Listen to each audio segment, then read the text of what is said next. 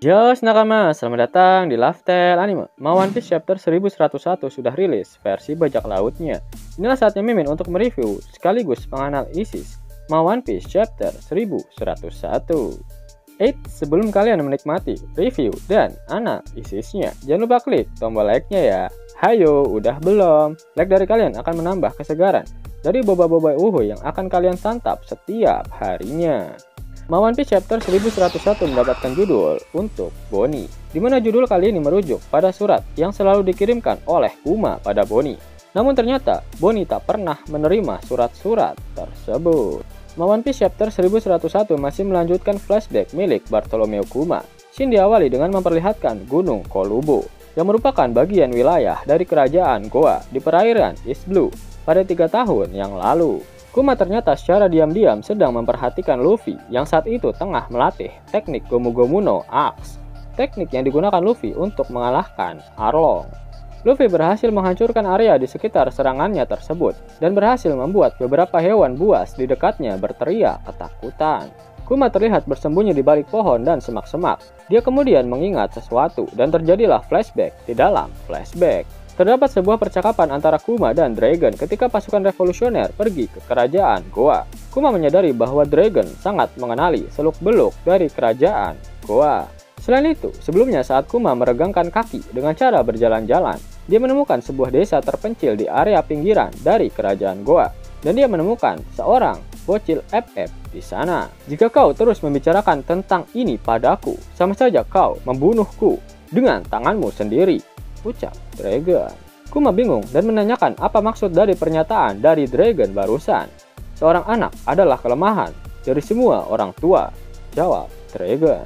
Kuma terkejut mendengar jawaban dari Dragon dan dia meminta maaf serta berjanji akan melupakan apa yang telah dia lihat mengenai bocil FF tersebut. Flashback di dalam flashback pun berakhir. Kuma masih memperhatikan Luffy. Luffy yang saat itu sudah berusia 16 tahun sangat senang dengan teknik pamungkasnya yang terlihat begitu membagongkan. Luffy akan menyimpan teknik itu dan baru menggunakannya ketika dia bertarung dengan musuh yang super kuat, tepatnya setelah dia berlayar dan memiliki kru bajak lautnya sendiri. Luffy siap bertarung ketika ada musuh yang mencoba untuk membawa pergi nakamanya. Dia tak akan membiarkan hal itu terjadi. Namun ketika ada musuh yang mencoba melakukannya, dar meme, Luffy akan menggunakan teknik Gomu Gomu no Axe tepat di wajahnya. Bukankah itu sangat membagongkan? Ucap Luffy yang menyodorkan kakinya dan mencoba berbicara dengan buaya dan juga harimau yang ada di hadapannya. Kedua hewan buas itu ketakutan, namun Luffy meminta mereka untuk tenang karena dia tak akan memakan hewan-hewan lemah seperti mereka. Tiba-tiba Kuma mendapatkan panggilan Denden Mushi. Luffy menyadari ada suara berdering dan langsung menoleh ke belakang. Namun Kuma ternyata sudah berteleportasi dan menghilang dari tempat tersebut. Luffy merasa kebingungan karena barusan dia merasakan sesuatu yang membuatnya merinding. Dia berpikir aura itu berasal dari sosok hewan kuat yang berada di Gunung Kolubo. Karena Luffy akan mengalahkan mereka semua sebelum dia berlayar ke lautan. Latihan yang sama ketika Luffy menjalani latihan dengan Rayleigh selama 2 tahun, di mana saat itu Luffy berusaha untuk mengalahkan semua hewan buas di Pulau Rosakaina. Kuma ternyata sudah berada di atas kapalnya dan telah kembali berlayar. Denden Mushi miliknya masih berbunyi. Agen pemerintah dunia menginformasikan bahwa beberapa bajak laut berhasil melarikan diri setelah mereka merampok kapal pedagang yang lokasinya dekat dengan Kuma.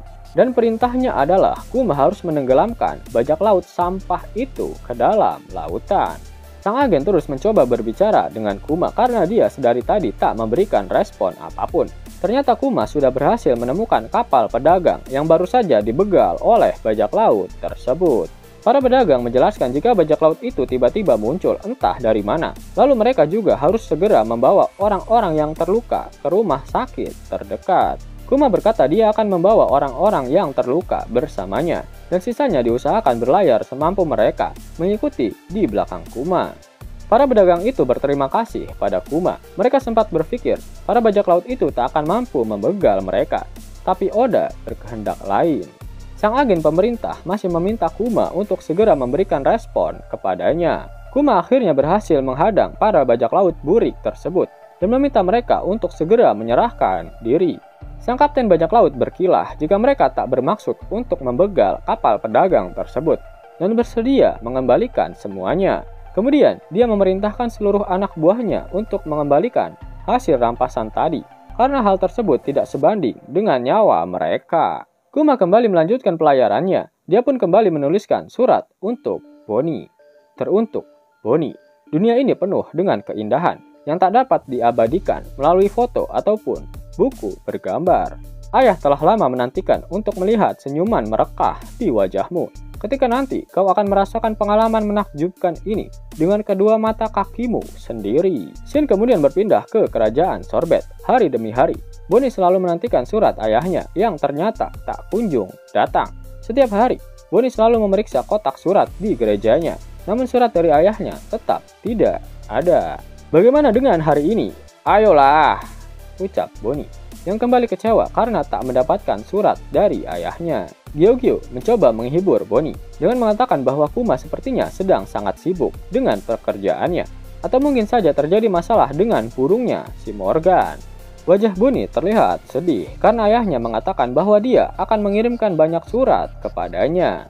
Seseorang berkata pada Bonnie jika surat-surat itu pasti sedang berada dalam perjalanan yang sangat panjang. Ternyata kata-kata itu berasal dari Ibu Suri, Connie, yang datang mengunjungi Bonnie. Dia menambahkan pasti salah satu surat dari Kuma cepat atau lambat akan sampai kepada Bonnie. Salah satu burungnya Morgan menjatuhkan sesuatu di depan gereja milik Kuma. Alpha lalu mendapati sebuah koran lampu merah dan lagi-lagi surat yang menghangatkan hati dari Kuma untuk Bonnie.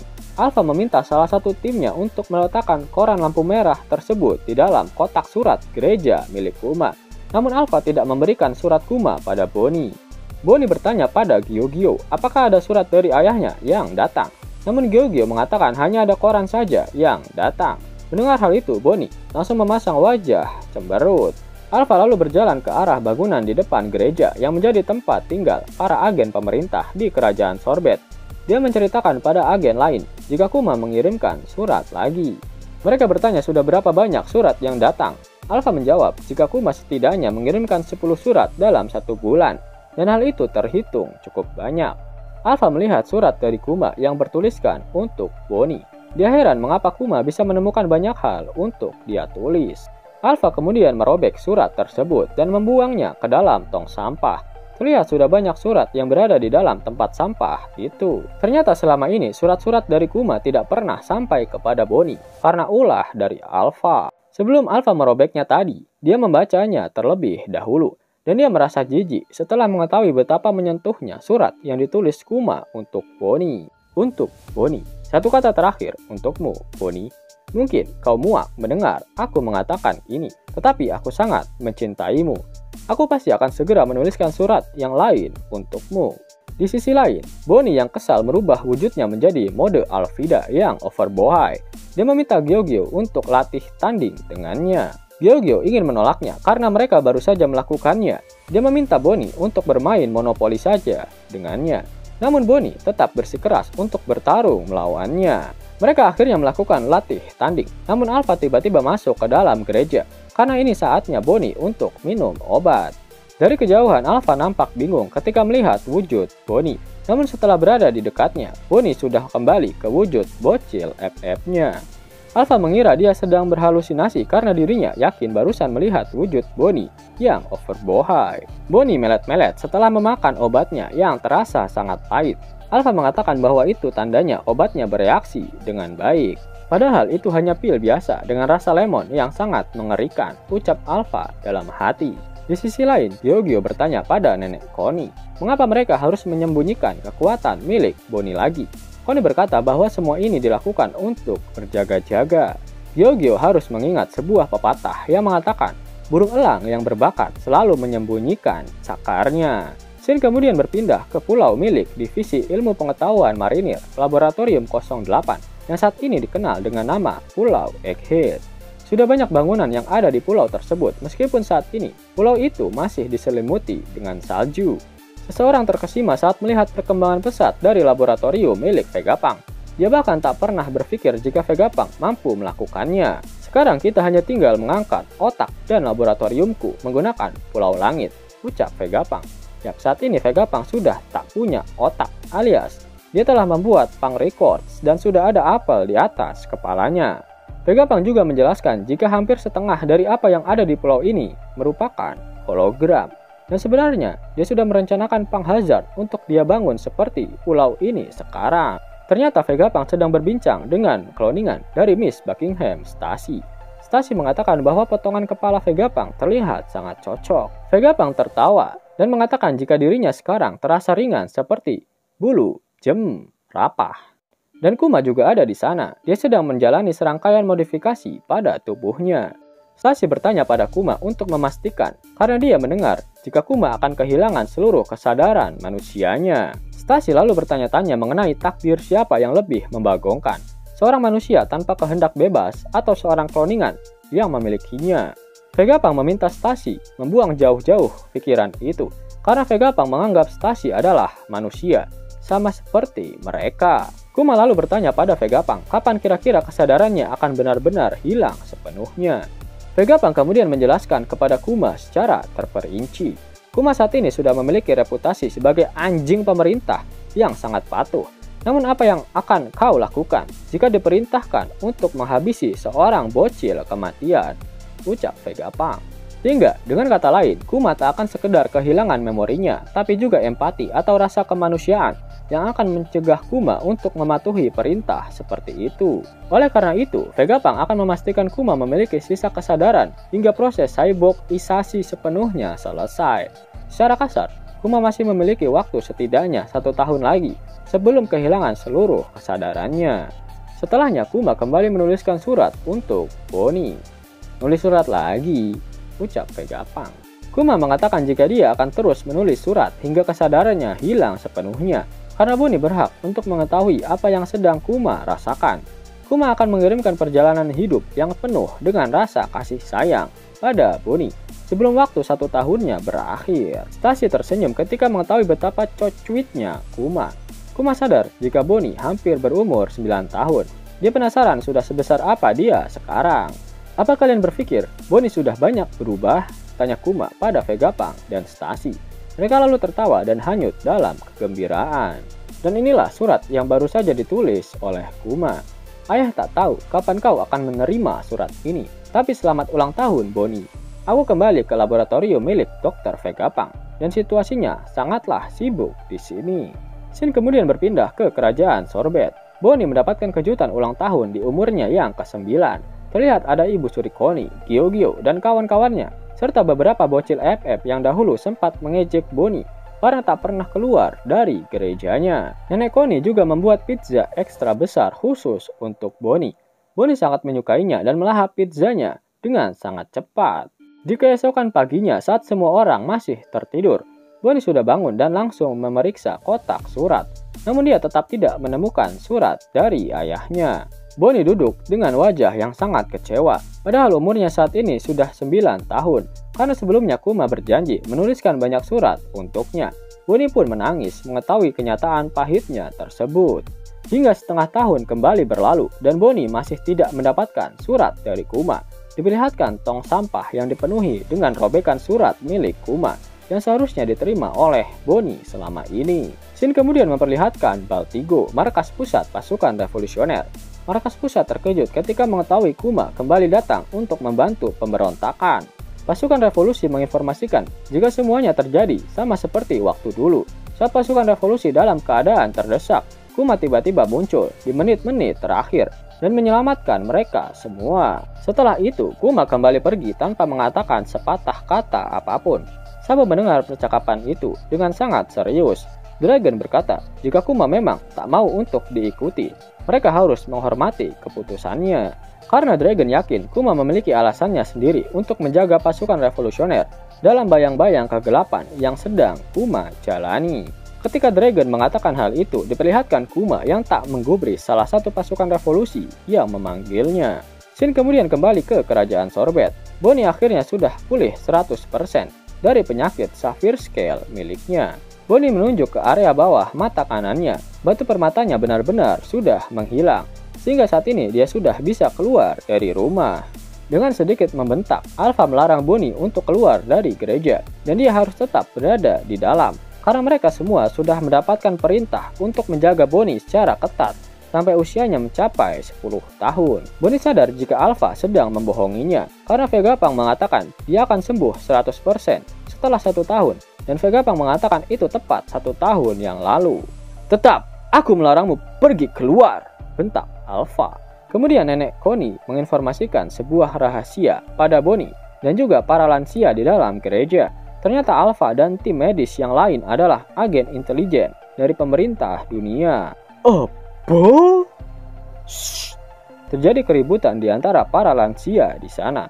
Connie mendapatkan informasi tersebut setelah salah satu tim medis keceplosan saat mabuk miras oplosan di dalam bar. Connie juga memastikan jika penyakit Bonnie sudah benar-benar sembuh sekarang, sehingga akan terasa sangat janggal mengapa para tim medis itu mengurung bocil FF yang benar-benar sehat di dalam gerejanya untuk waktu 6 bulan lagi ke depan.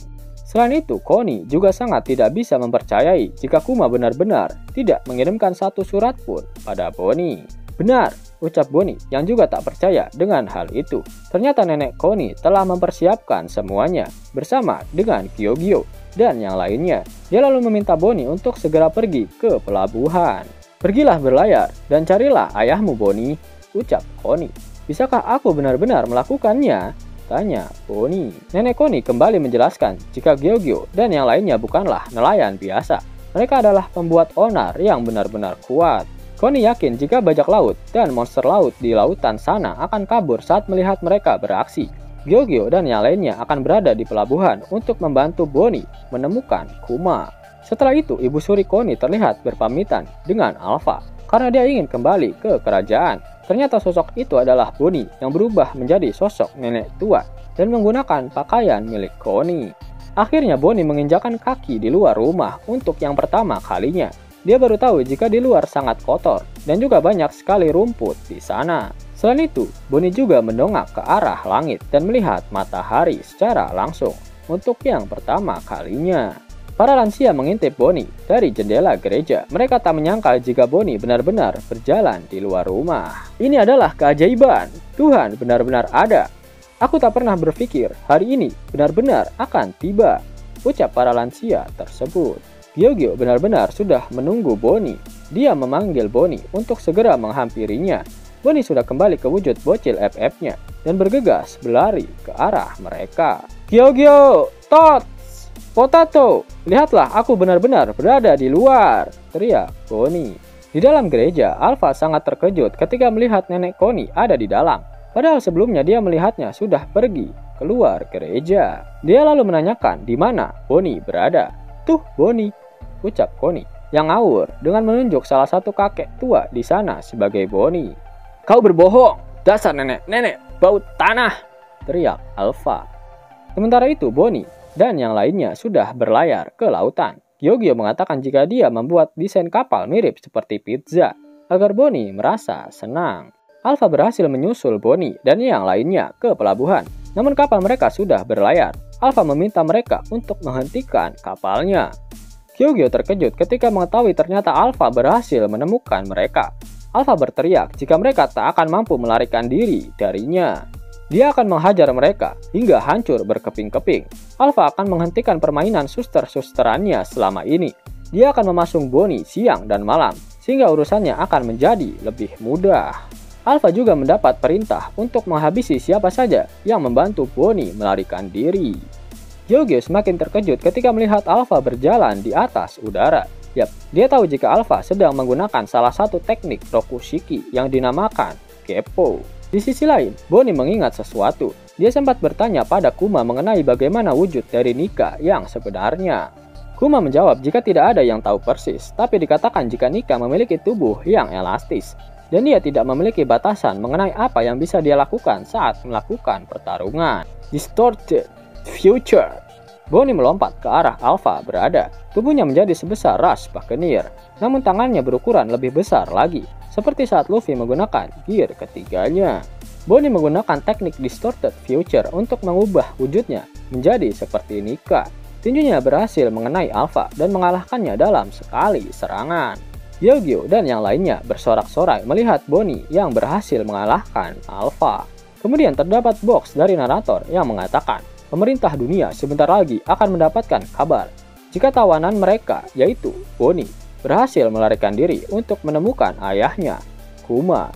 Seperti Luffy dan yang lainnya, nama Bonnie akan menjadi terkenal. Dia akan bertransformasi dari kapal nelayan yang baik hati menjadi kapal bajak laut dengan nama buruk di era baru nanti.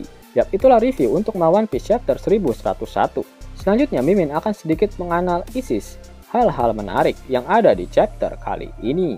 Hal yang paling menarik dalam chapter 1101 ini adalah buah iblis Bonnie yang ternyata dapat mengubahnya menjadi wujud Nika. Dari perubahannya terlihat Nika memiliki tubuh yang besar seperti layaknya Rush Buccaneer. Selain itu, tangan Bonnie juga dapat membesar dan memanjang. Nah, jika kalian perhatikan lagi, kemampuan Nika yang didemonstrasikan oleh Bonnie adalah kemampuan Gear 5 milik Luffy dan bukan Gear ketiganya. Karena yang menjadi besar adalah otot tangan Bonnie dan bukan tulang dari Bonnie. Nah, apakah dari scene ini secara tidak langsung Oda telah mengkonfirmasi jika Nika adalah Rush Buccaneer? Luffy saat ini sedang tak sadarkan diri jika Bonnie kembali menggunakan Distorted Future dan mendendangkan genderang pembebasan. Kemungkinan besar Luffy akan kembali bangkit. Selain itu, buah iblis Bonnie juga dapat mengubah umur seseorang. Bagaimana jika Bonnie mengubah seluruh kru topi jerami ke masa prime mereka, yaitu di umur 40 tahun? Pastinya kekuatan bertarung mereka akan sangat membagongkan. Sungguh tak terduga, buah iblis yang dianggap cupu ternyata suhu. Mau dapat uang hingga 50.000 gratis dan bisa langsung ditarik? Buka tabungan di aplikasi Neobank sekarang juga. Karena di aplikasi ini kalian bisa dapatkan banyak uang tunai gratis. Serta banyak sekali diskon-diskon menarik yang bisa kalian dapatkan. Gaskan! Link ada di kolom deskripsi ya nakama. Dan namun sebelum Mimin masuk ke dalam pembahasannya, Laftel Anime yang berkolaborasi dengan Misfit Society kembali mengeluarkan kaos terbaru nih, yaitu desain Zoro dalam mode Asura loh. Keren banget pokoknya. Gak percaya? Silahkan dicek di thread videonya.